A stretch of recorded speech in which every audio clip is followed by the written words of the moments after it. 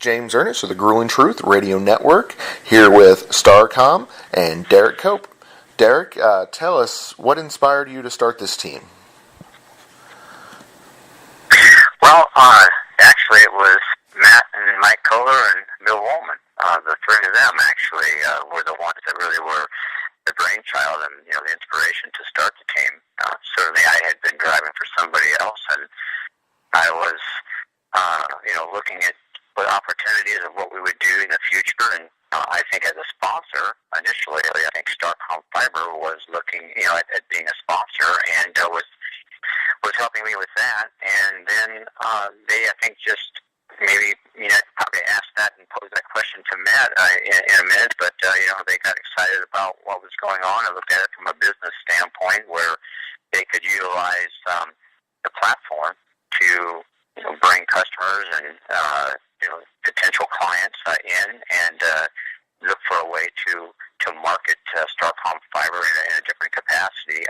And basically, I think that's really what the initial thoughts were. Nice. So, Matt, I'm going to turn that question over to you. What do you think? What had inspired you all to start? You know what? It happened really quickly when we started working this relationship with Derrick. We started out as a sponsor, as he had mentioned. We've always had an interest in the sport. Our uncle used to be a primary sponsor for Derrick's team with the Bobby Allison team back in the mid-'90s.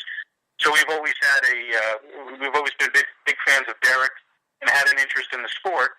So when we saw a sponsorship opportunity with Derrick, we jumped on it. And as we started to learn more and more about the ins and outs of behind the scenes of the sport, we said, you know what, if we're already in this sponsoring, why not take an opportunity here to do car ownership, to do a team ownership? Looking at the finances, looking at the opportunity to still showcase our brand as StarCom Fiber, and then parlay it into StarCom Racing. It just all kind of came together and made sense. So tell us about StarCom Fiber. What do you all do with your company? I'm assuming it's something technology-based? Yeah, so StarCom Fiber, we are a telecommunication installation company. We're based out of Millburn, New Jersey. We service the tri-state area, doing fiber optic installations, coax installations, both outside plant, inside plant. Just basically building the infrastructure for a lot of the carriers in this tri-state area. So we've been in business for approximately 8 years, and over the last 5 years, really developed into one of the leading companies in the industry in this market. Excellent. Derrick, why double zeros? Well, that was Mike and Matt and Bill again. They really were instrumental in picking the number. When I told them kind of the process that we had to go through initially, our decisions had to come down to acquiring a car owner's license and then to put in a request for a number. And this is the number that they chose. And I think Mike was really instrumental in that, and he wanted the number, so that's what they put in and submitted, and obviously it was procured from NASCAR. Nice. Matt, were there any other numbers in the running that you all were considering? Well, I know that just 0 was one of the numbers we were considering, because I think you can also have 0 or double zero. Mm-hmm. And we had thought about the number 12, because that's what Derrick drove for Bobby Allison back in the mid-'90s when he was, when my uncle was a sponsor. But I think 12 is actually already taken. I don't think that was an option. But yeah, double zero, we just thought it looked sharp on the track and something that could grab everybody's attention. I'm not going to lie, from being from Kentucky, of course, the color orange and a flag comes to mind when you see double zeros and the Duke boys. That's true, yes. Yeah, so definitely. I think double zero. Oh, sorry, Alex. Oh, you're good. I was just saying, I always thought something like double zero was always a really unique number. Very true. And that's kind of what we wanted to do. Go ahead, Matt. Yeah, that's kind of what we wanted, to have something unique, something that would stand us out on the racetrack. Again, a new team, trying to make a name for ourselves, trying to showcase our brand. We just thought it would stand out. Excellent. Who decided on the brand of car that you use? Who decided on Chevy? Matt? The boys. Yeah, you know what? My brother Mike actually has always been a Chevy fan. And then we also got to talking with Derrick as that as well, and he always preferred Chevy, from what his experiences were. So I think that, again, my brother was always partial to Chevys, though. Nice. What people would you like to thank for making this possible? Well, I mean, this all wouldn't have happened if it wasn't for Derrick. I mean, Derrick spearheaded this whole operation. I mean, we're following his lead. I mean, with his knowledge and expertise of this industry, I mean, he definitely put together an incredible team. His wife Elyshia has been working relentlessly as well to organize all the back office, ins and outs of this team. Tony Furr, our crew chief that Derrick brought on board. I mean, he's done a phenomenal job of getting this team with Derrick ready for the racetrack. I mean, it's really just been a month that this has all been put into place. I mean, we had obviously discussions before that to get things, behind the scenes ready, but by the time we got into our race shop and all the parts and pieces and procuring equipment, I mean, Derrick's working 7 days a week, 16, 18 hours a day. So we have him and his dedication and his team to thank. Nice. If you ask from my standpoint, it's not possible without, the support of the group. I mean, honestly, anytime that you look at trying to put yourself in a position to either be, sponsored by somebody or looking for, to start a race team or to initiate any type of involvement in a sport, it takes the financial wherewithal and the commitment of an entity or a group to be able to, to make that happen. And certainly, in the infancy of this thing, it really was, really instrumental to do what we did in a short period of time, to have, Bill's support and to have Matt and Mike really, and actually everyone just be committed and be at our disposal pretty much night and day to facilitate all the things that it took to get this done. People don't really realize, the magnitude of an undertaking like this is a short period of time. Basically 3.5 weeks, really. I mean, to the time that we got in the building and had no power and was just bringing equipment in, even when we didn't have power yet and no electrical to the buildings. Just a lot of things that really had to come together. And again, every one of the group worked, tirelessly and was at our beck and call to, facilitate things, from checks to, to funding things and making things happen and decisions. So, it's a collective effort on everybody's part. Really, I was very pleased that we were able to show up in the manner in which we did, look the way we did, and, I was pretty pleased overall. Nice. What does Tony bring to the table that other crew chiefs don't? Well, certainly, when you're looking at the people, like any good business, I believe that it starts with people and it starts with management at the top. And I think for us, having the group of people at the top to give us the opportunity to pick the people that we really want to start the process, I felt that it was probably key for us to hire somebody that had a lot of experience and was multifaceted. Now, one thing that Tony is just that fact. He can pretty much do everything and has at some point in time. He's very proficient at working on the race cars himself. The one thing that I find key in what he's done is the fact that he's obviously been in a lot of high echelon places such as Hendrick Motorsports. He's run programs and started programs from scratch. So he understands geometry. He understands the race cars themselves, pretty much every aspect of it, even to the point where I'm at with shock absorbers. We're able to correlate really well with that. So pretty much everything that is involved, he is involved in. And unlike other crew chiefs, maybe that more of a managerial type role and have engineers and other people to really help and aid in the process. We're a small team. We don't really have access to that at this juncture, so I felt it was imperative that we had somebody that had all those unique qualities and could really hit the ground running in a short period of time with a minimal amount of people. So that's really what my mindset was, and I feel like that, in the months to come, that will pay dividends. Excellent. So it sounds like it's cool. His experience, his well-roundedness would be the reason why that you picked him, right? Oh, absolutely. I mean, he's won races. You know, he's been at the top of the echelon. He's been, at some small teams like Kohler Motorsports, where they sat on poles and won races with John Andretti with minimal funding. He understands what it takes. He does a lot with a little. He's one of those guys where is extremely dedicated and really to the vindictive side.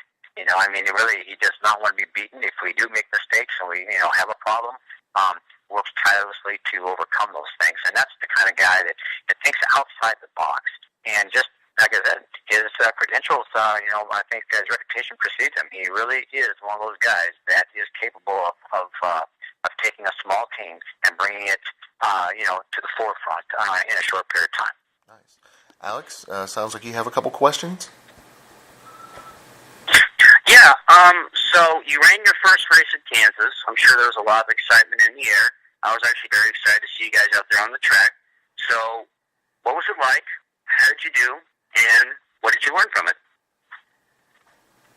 Certainly, it was very exciting. The preparation and the anticipation to get to Kansas was, immense. When you start from scratch and, at this level, to be able to even have everything ready to go was an undertaking. And I guess that was part of the fun, was really to see what we forgot. It was kind of a game to say, what did we miss? And we didn't really miss much, except for, I feel like that we weren't as productive when we got to the racetrack as we wanted to be with the race car. We certainly didn't have, a lot of the information we needed, tire data and things like that the bigger teams have. And we weren't as fast as we felt like we needed to be, and we had some issues with the car. And we had some things with the car that we really, it wasn't really our fault, other than the fact that we didn't, we really didn't take the car apart to a great degree, and we didn't really know some things that the car had on it, and we had some failures. We basically had, at the beginning of the race, we had some coils go bad on the right bank, which the motor just went flat right off the bat, and that's just something you really just can't fix. You couldn't really foresee. We had a problem with the steering. We broke something in the pitman arm of the steering, and had a problem with that. Had gotten a flat prior to that. Right from a flat tire. So just a multitude of things, but it was right from the onset. So it really just compromised our ability to even go out and learn to a great degree, or have some positive things from it. Other than the fact that we got the car through inspection. We really were able to understand really some of the things that the car, the tendencies and things like that. So those are the things you have to take. You have to take some of those things and draw from those. And, the other things, you just got to go rectify them and come back and fight. Basically for us, it was live to fight another day. And that's really why we had to pull our horns in and stop the effort, because we just had too many issues that we really couldn't overcome. Yeah, definitely just a lot to learn from. It's your first race, and I can completely understand that. What races are you planning to run the rest of the season, and what are your plans for 2018? Well, right now we only have one car that's actually together. So we're really in a position where we really have to look at what we want to do and where we want to go. And I think right now, we have yet to make the decision on what would be the rest of the race, or the race or races that we would run. I think right now we're looking at Phoenix to be the next race. We have to go through this car here to some degree. We have some issues in the front end that we need to rectify and have some pieces made and do some of that. And then I think, looking at some of the things we didn't have done, we need to really, build some things, for the pits crew side of things. We need to alter some things there. And I think if we just try to look towards Phoenix, maybe the next race we go to, we'll see what transpires there. And then, obviously, from there, our intent is to run a full season next year in 2018. So our process from there will become quite busy. We certainly will have to cut the body off of this car, put a body on the other chassis we have here, and then begin to the process of acquiring more race cars, where we can get the new Camaro body hung on those cars. So we have a lot to do over the winter, and it'll be a monumental task. But we're very excited and looking forward to the opportunity. Yeah, I was definitely about to ask that. You guys came in late in the season, currently running the SS, and of course Chevrolet is going to switch to the new Camaro ZL1. Is that exciting you guys, knowing that you're going to be such a popular car? Well, we're excited from the standpoint of myself continuing with Chevrolet. I've obviously had some good things happen over my career with Chevrolet, and at GM is somebody that works closely with the team. We're looking forward to trying to again get some knowledge and parasite some information from them so we can be proficient when we hit the ground running in Daytona. But yeah, there's a lot to do. When you start with a new body style. These cars, obviously there's the confines and restrictions now with the way the templates are much more refined, much more polished, much smaller. So there's less you can do on the actual body side of things and more under the car and with things like that. So we have a lot of learning to do. The one thing that's good about Tony's one of those guys that likes to start with just a bare frame and put it on the ground and start from there and find ways to make sure that all the little things are done, that nothing's below, where, it sees the air and things like that. So very methodical in the way he approaches things. And that's the neat, exciting part for us is that we're starting with a blank sheet of paper. So we're going to be starting with cars that we acquire from the ground up. There'll be chassis, and then we will actually have the bodies hung. And then, the finish work will be done. And then, all the things will be implemented by what Tony and the rest of our group decide to do. So, a fresh start. Fresh sheet of paper to start from. Obviously, the competition is very stiff, so you have to have realistic expectations, and that's what we're looking to try to utilize this year as a way to see where we stack up. Once we overcome some of the initial growing pains and problems we had, hopefully Phoenix will be that where we can really assess the true side of where we're at. And then come back strong with a new car that's supposed to be a lot better on overall downforce. Hopefully we'll be prepared for next year. All right, that does sound good. I always find it intriguing when a team starts out and what they have to work with. I really love following stuff like that. James, anything else? Oh, definitely. What would be the aspirations for the next 5 years? Where do you want to be in 5 years? Well, Matt, I think Matt probably could maybe speak to that. Certainly from my standpoint, I think be a stable fixture in the sport from 5 years from now, where we have actually grown exponentially, both from the standpoint of our expectations as well as our productivity. I think when you become a stable fixture in the sport and week in and week out you're being very competitive, I think that's all you really can ask for initially. Obviously, a lot of it's predicated on the relationships and the partnerships that we can create, and I think that's our strong suit. I think that from what we have internally with the people we have, from the standpoint of our marketing people, with regard to my wife Elyshia and Ashley and Donna, we have a lot of, and Kevin Cope, we have a lot of great support groups and people that are out there trying to procure sponsorship, build relationships, and nurturing them once they acquire them. That's the one thing that we do, I think, better than a lot of people outside the race car, is work outside the car and making sure that our hospitality and our catering and dealing with our people that, it's an experience. It's a real, a true experience for people that we bring, and we value that. And I think that, as a group, the StarCom group from Matt, Mike, and Bill feel the same way, that we're there to entertain people and take care of them and create relationships both, from a business standpoint as well as a racing perspective. So that's really, I think, our strong suit, and hopefully in 5 years that we are a stable fixture, we're a household name, and our car is very productive. With you being when you look at as Derrick alluded to, you have to have realistic expectations. Year one obviously is going to be a learning experience for us. We can't, as much as we'd love to, we know that we can't come out of the gate expecting to compete for a championship. We have to be realistic about it and learn as we go. Same as in StarCom Fiber, when we started this company, we were a small outfit, trying to do the best that we could with what we had, and built ourselves up to be a major player in the industry. And that's the same mentality that we want to have with our NASCAR team. start with realistic expectations, build our equipment, build our personnel, surround ourselves with the best people in the industry, and then grow from there. So with StarCom, partnership with StarCom Racing and Derrick, basically the goal is to be expanded, maybe a national brand. Matt? In terms of StarCom Fiber, you're talking about? In terms of StarCom Fiber, yes. Well, it's the telecommunications industry is a very regionalized industry. You have your contacts in the industry in the Tri-Coast area that we work with, and we have done some work in Maryland, Virginia, Pennsylvania, in those areas. Sure. I mean, there is the potential that if opportunities present themselves through exposing ourselves through a national platform like this, we'd love to expand nationwide. And we'll take it one step at a time. Focus on our race team, and if opportunities like that come up because of our exposure, then absolutely, we'd love to expand into other areas of the country.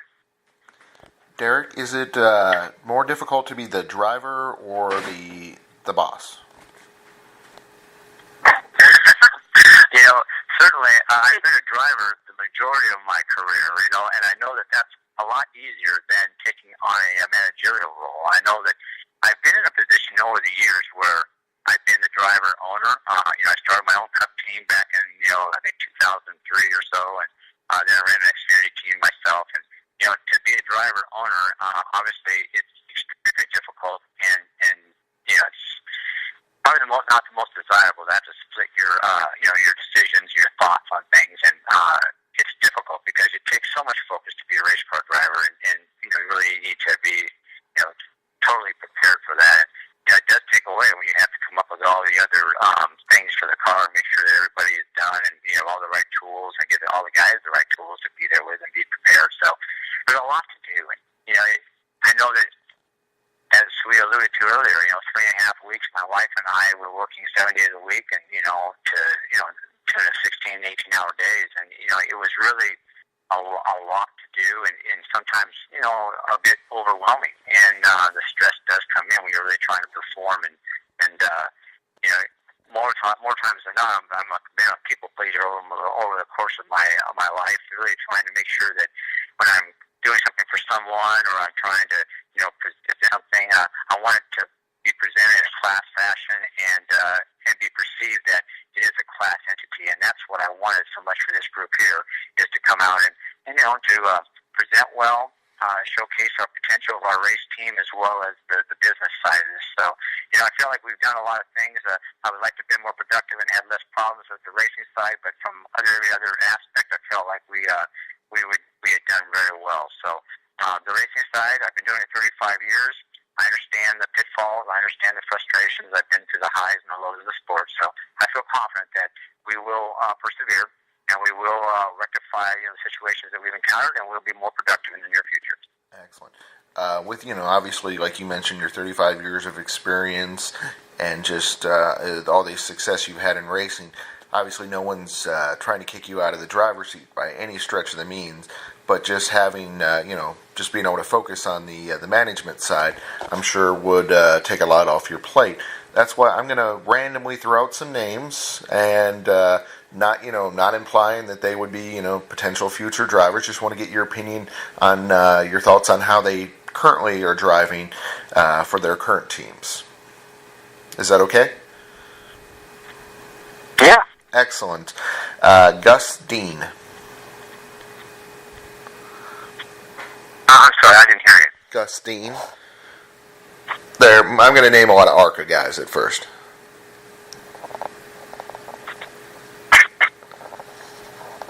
Austin. I'm not real familiar. I've been so busy. I'm not really familiar with a lot of the younger drivers, in the ARCA series and things.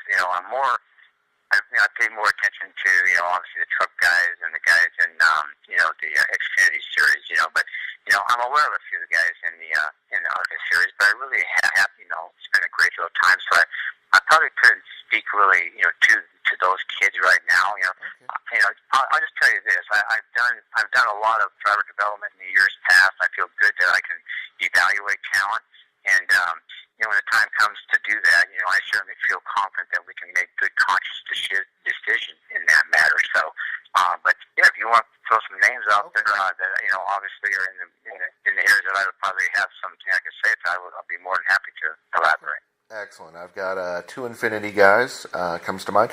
Joey Gase. Joey, I think Joey's a talented young man. Certainly, has done a lot with a little. I think the one thing that I see is that he needs an opportunity to sit in good equipment to really showcase what he can do. But I think certainly he's shown at a young age that he has the capabilities to race and race very well. Elliott Sadler. Elliott's obviously been a stable fixture in the sport for a long time. I've raced against Elliott in the Cup Series back when he was with Diamond Ridge and when he was doing some stuff with the Wood Brothers, I think. And, I've seen Elliott be around for a long time. And obviously, he's been a productive race car driver for, many years and is a stable fixture in the sport and certainly is vying for a championship and, is a talented guy. Alex, I'll let you throw out a couple of people that, just younger, talented drivers that, we'd like to get his thoughts on. Yeah, sure. How about Ben Rhodes? I think if you look at Ben Rhodes, he's certainly got speed. I think the one thing about these kids these days, and Ben included, is he's quick, steady. Seems to be very proficient week in and week out. Always in a position to be up front and vying for a chance to showcase himself in a position to win races. So, yeah, I think the kid's definitely got a great deal of talent. He's been sitting in good equipment as well, which obviously helps.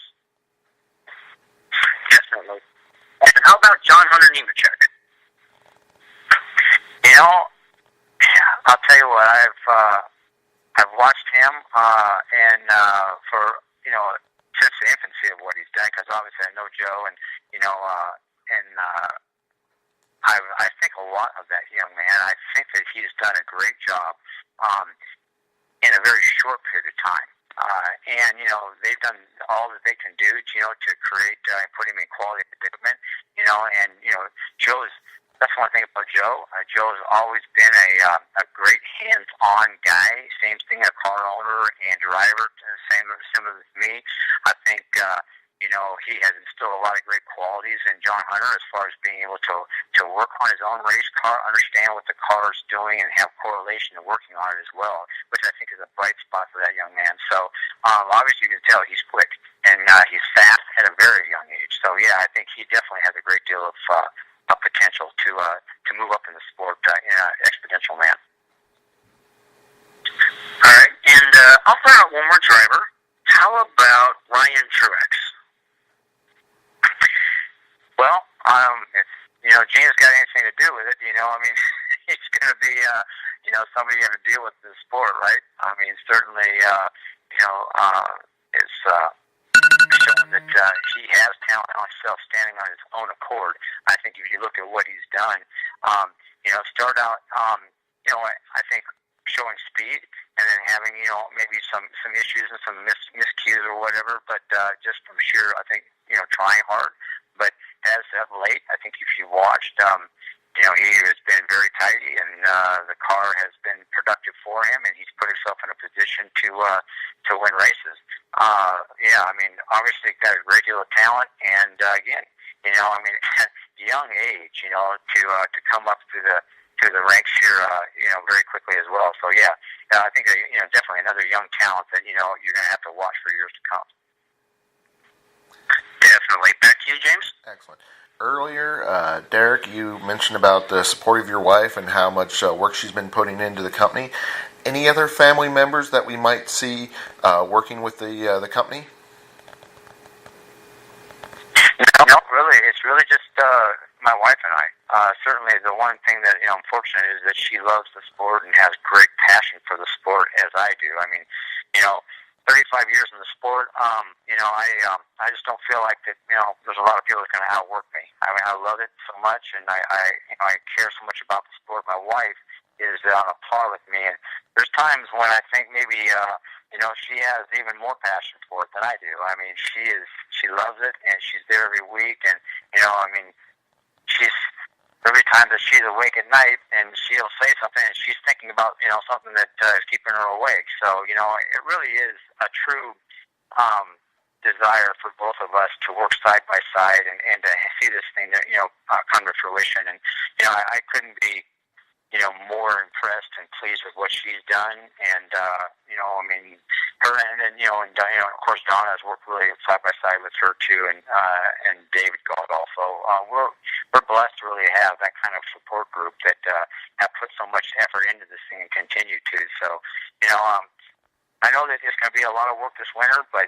I can't tell you how excited, truly excited, Elyshia and I are to really get this thing implemented and start the process and build on this for our lead up to Daytona. So we're excited. We can't be more happy that Mike, Matt, Bill, and Ashley have given us the opportunity and work so closely with us. And I mean, it's a great working relationship. And again, we're just we're truly amazed that we're in this position right now, and can't wait to continue the process.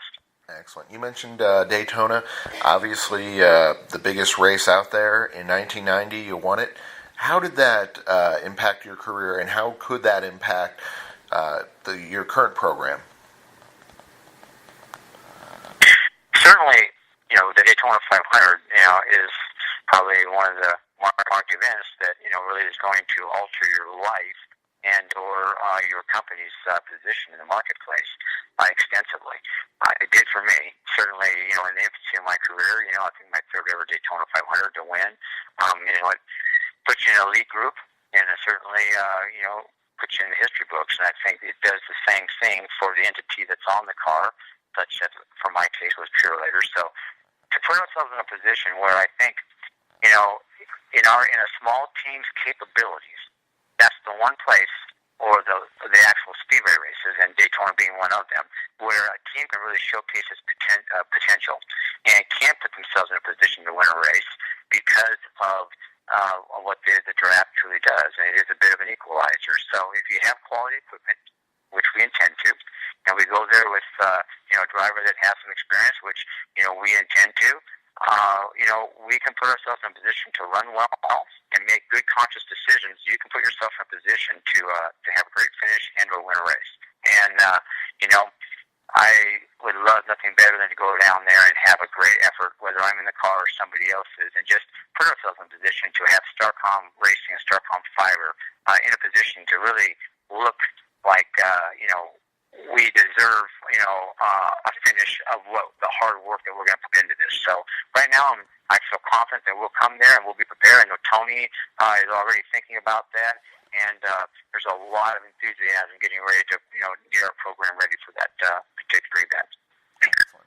If I could get some final thoughts from you and Matt, and then what social media sites, what websites, where can we learn more about StarCom Racing?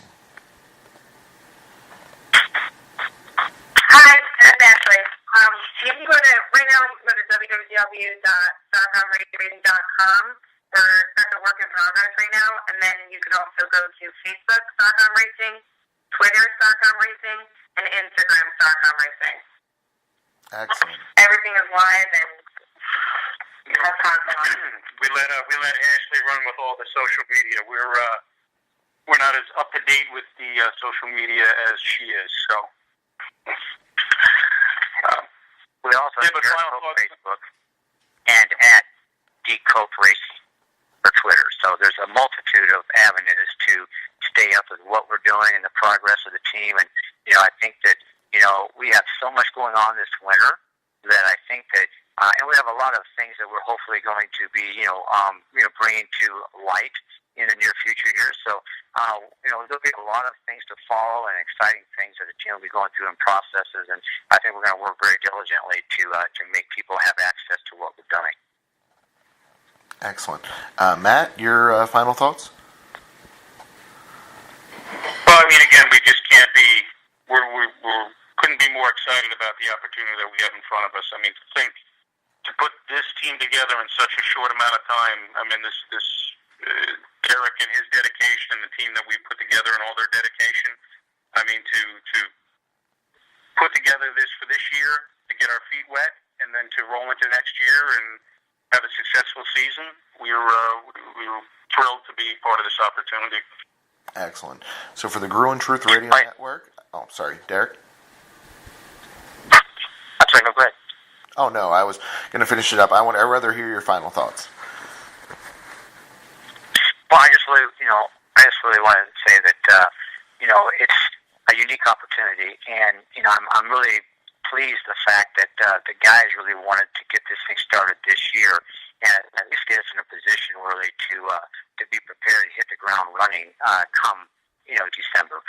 Everything, lots of times, when you get started, sometimes you can't get things going until January, you're behind the eight ball. And right now, I feel like that by having this opportunity, we're really going to get through some of the pitfalls and some of the obstacles early, and then we'll hit the ground running right after Homestead. So that's the intriguing part, and can't wait for the winter time. I agree with you. It makes 100% sense to, get prepared for next season already now. That way, like you said, hitting the ground running is a huge thing, and just getting the team ready and getting those little, small things out of the way. I'd just like to say, on behalf of James Ernest and Alex Gray, we'd like to thank you for coming on the Grew and Truth Radio Network. I'd like to thank Matt Kohler, Derrick Cope, and of course Ashley. She's been extremely helpful in getting you folks on the network, and we look forward to working with her and you all in the future to cover the team.